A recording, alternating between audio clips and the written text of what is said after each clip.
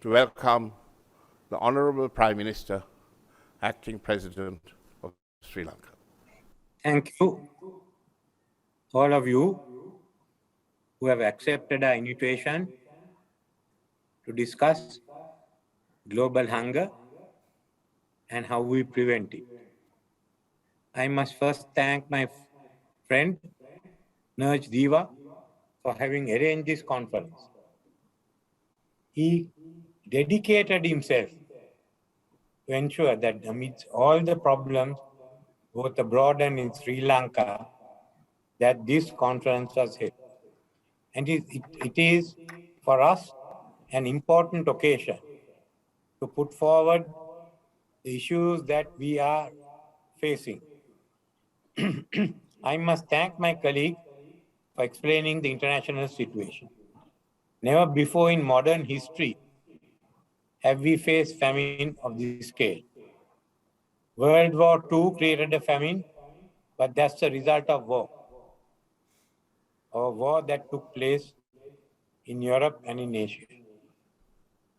Here, we are facing a famine, partly the result of a war in Ukraine, partly the breakdown of the supply chain, and partly that of the COVID-19. But as was mentioned earlier, at the moment, about 300 million people are affected. I don't think it will stop there. It will be exceed even 400 million. And about 50 million will be facing serious famine. This is a result of one war and the result of the need to ensure that world is free of pandemic. So within this framework, while we'll have larger number of people who are suffering as a result of this hunger, I thought of mentioning what is taking place in Sri Lanka now. The issues we have regarding hunger are partly man-made, self-made in Sri Lanka, and others are affected by what is happening outside.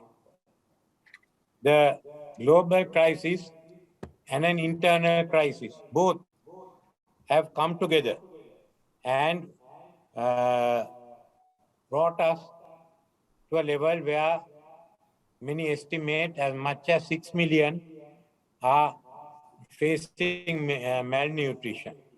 Other reports which I have even say 7.5 million are facing this malnutrition. Firstly, as a decision to ban fertilizer, and that has cost us heavy.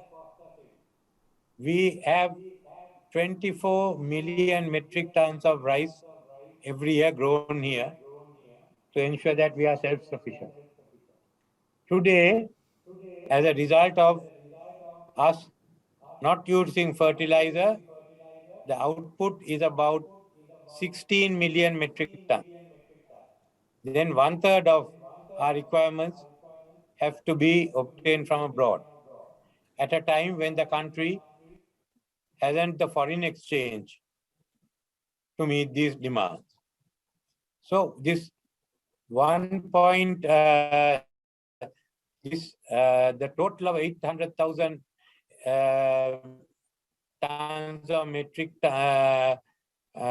tons of rice makes the difference between hunger and the fact that we could live comfortably. We have at the moment available for us rice for 5 months, up the imports for 3 months. So that makes us 8 months. What do we do for the next 4 months? We have to put in other substitutes. We are planning a food security program.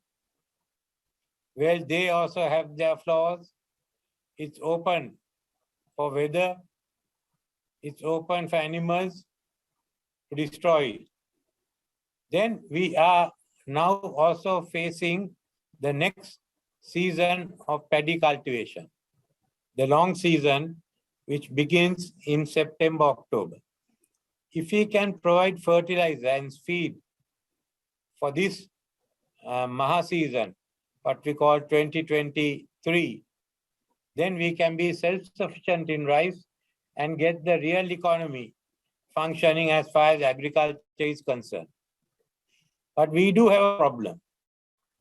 And that problem is we need 600 million US for fertilizer.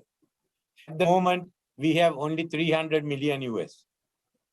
We see the collapse of tourism, the collapse of small and medium industry, enterprises.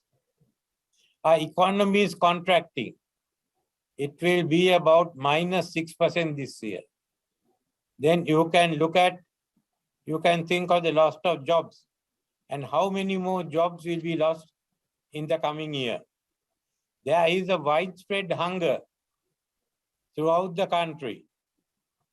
And this widespread hunger, as well as a shortage of fuel, both are resulting in the political turbulence in Sri Lanka, which you have been witnessing in the last few days. So remember, we are only a test case. Many other countries will have to face the turbulence. And they are not as bad as us, the economy. What are you all going to do? How are you going to handle the political turbulence? Asking people to tighten their belts alone will not do. It's a theory. But ask any government whether it can be done. We have to think out of the box. We can't be thinking in conventional terms. How do we adjust the international monetary system? How do you adjust the trade system? How is it that we can we be able to weather the storm for next year? What we need is a solution. Without a solution, we'll only be talking of the food situation, of the hunger that will spread worldwide. How do we do it? The G7 has come up with a global alliance for food security, together with the World Bank. And they are offering us now $14 billion. We have to thank them for the generosity to obtain food, to strengthen agricultural productivity. But we have to do more. And what is affecting us is the Russian-Ukraine war. Then, and the sanctions that have been imposed.